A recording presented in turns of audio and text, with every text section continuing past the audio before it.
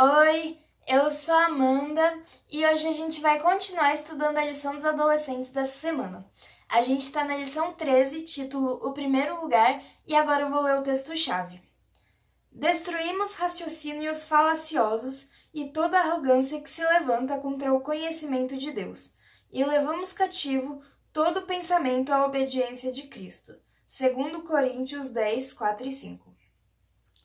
A lição dessa semana apresenta 3 situações envolvendo perguntas difíceis, né? Aí agora eu vou contar a história dessas situações. Jesus ele estava voltando para Cafarnaum e ele disse para os discípulos o que aconteceria no futuro, né? Ele disse aquilo que ele ia sofrer, mas eles não entendiam direito o que Jesus estava falando. E mesmo com a sombra de uma grande tristeza sobre eles discutiam sobre quem seria o maior no reino, né? O maior no reino de Deus. Eu penso, esse é o momento? É sério? É agora que vocês querem discutir isso? Eles tentaram esconder de Jesus o que eles estavam fazendo, né? Mas Jesus leu os seus pensamentos e ele desejou aconselhá-los, né? Mas deixou isso para um momento mais calmo. Quando eles chegaram à cidade, o cobrador de impostos do templo, ele perguntou para Pedro se Jesus não ia pagar o imposto, né? O imposto do templo. Que esse era um imposto que todo judeu tinha que pagar, e essa contribuição era feita a cada ano, né? E recusar contribuir era um pecado grave na opinião dos rabinos, né? E aí Pedro se apressou em responder dizendo que Jesus pagaria. Mas acontece que algumas pessoas eram isentas desses impostos, desses pagamentos, né? Os sacerdotes, os levitas e os profetas, por exemplo, né? Eles eram isentos. E falando que Jesus tinha que pagar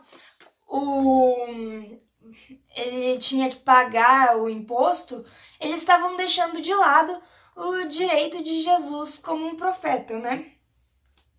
E caso Jesus se recusasse a pagar, eles apresentariam sua recusa como um ato de deslealdade com o templo. Mas caso contrário, né, se ele fizesse o contrário, se ele pagasse, eles usariam isso como justificativa para rejeitá-lo como profeta.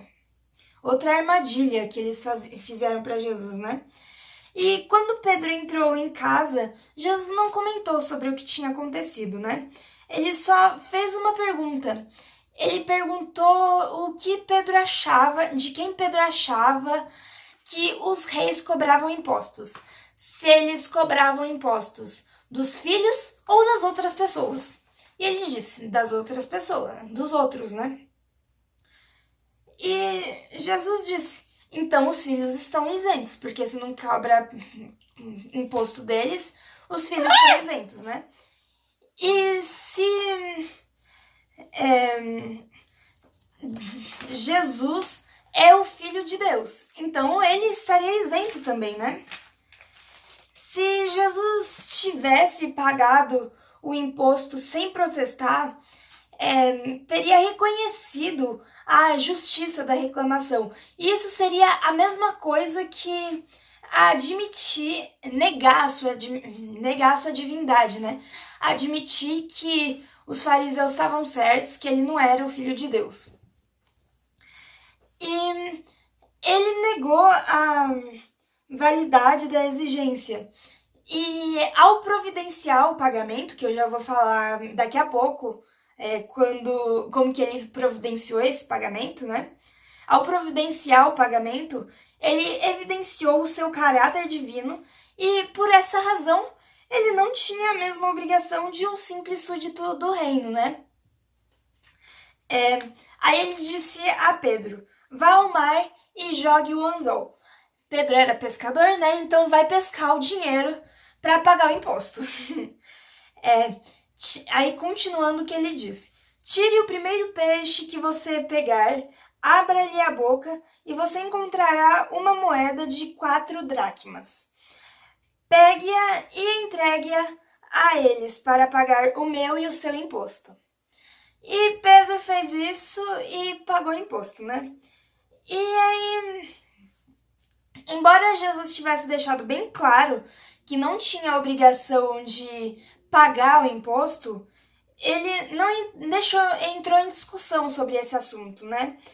Para não ofender retendo o imposto, ele fez aquilo que não podia, que as pessoas não podiam exigir que ele fizesse. E os cristãos, eles não devem sacrificar nenhum princípio, nenhum princípio da verdade. Mas se for possível, eles devem evitar controvérsias, né? Sempre que for possível, eles devem evitar controvérsia.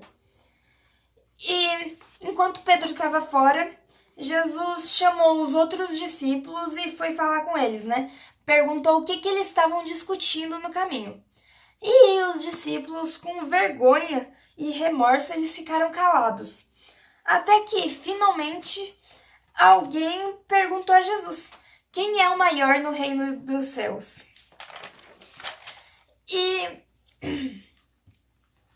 os discípulos, eles não entendiam a natureza do reino de Cristo, né? Antes da honra vem a humildade. E para ocupar uma elevada posição diante dos outros, o céu escolhe o trabalhador que assume uma posição humilde perante Deus. E não bastava eles serem instruídos sobre a natureza do reino. Os discípulos, eles precisavam de uma mudança do coração. Não adiantava nada eles ouvirem o que Jesus estava falando se não colocassem em prática, se não entendessem e não praticassem, né?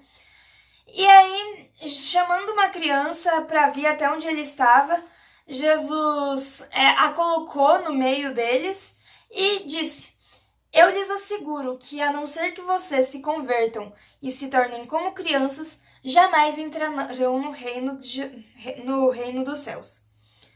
E a gente já falou disso numa outra lição, né? Que a simplicidade, o esquecimento de si mesma e o amor confiante de uma criança são as características da verdadeira criança, da verdadeira grandeza, e são os atributos que o céu valoriza. E aí, aqui já foram duas perguntas que fizeram para Jesus, né? Do imposto e de quem era o maior no reino dos céus, né? E aí, depois disso, passou um tempo e aconteceu a outra situação, né? Que aí era época de Páscoa, não sei quanto tempo que passou, mas já estava se aproximando a Páscoa e Jesus estava indo a Jerusalém. Já estava em Jerusalém, né, quando aconteceu. E aí, de novo, Jesus tinha falado sobre sua traição e sofrimentos. E, de novo, os discípulos não entenderam direito do que ele estava falando, o que significava aquilo que ele estava falando.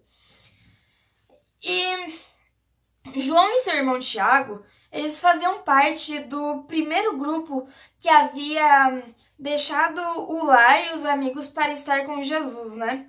E o coração deles parecia estar ligado ao de Cristo e eles desejavam estar perto dele em seu reino.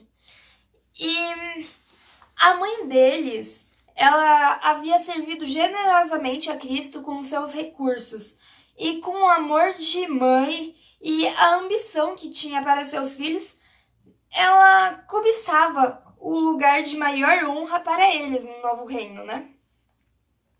E aí, juntos os três, mãe e filhos, foram falar com Jesus.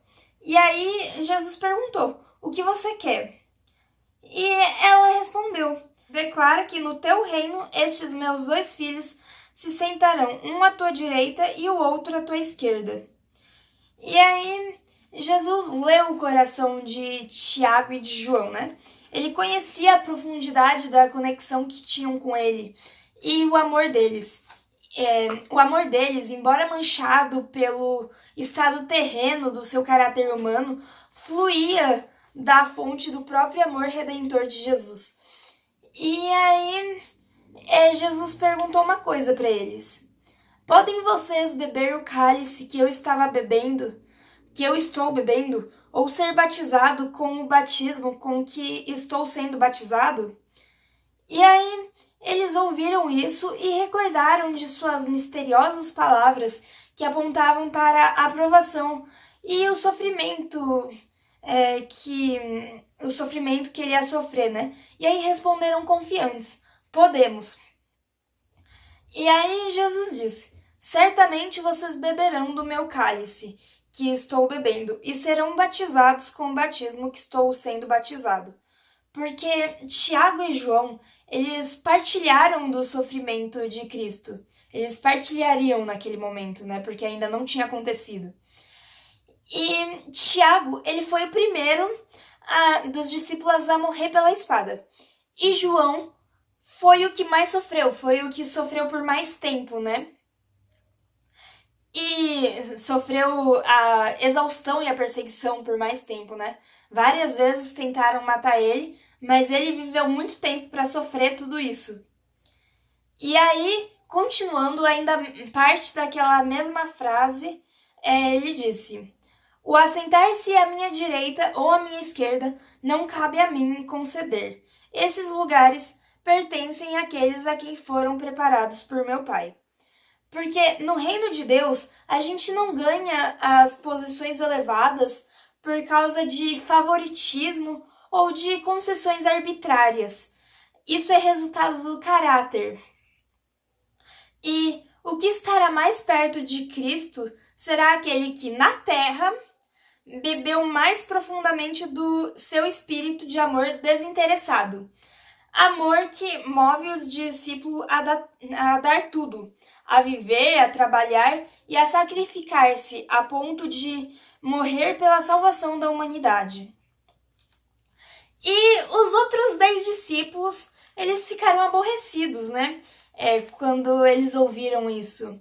Não a parte de Jesus, mas de Tiago e João pedindo lá para ficar sentado ao lado de Jesus, né?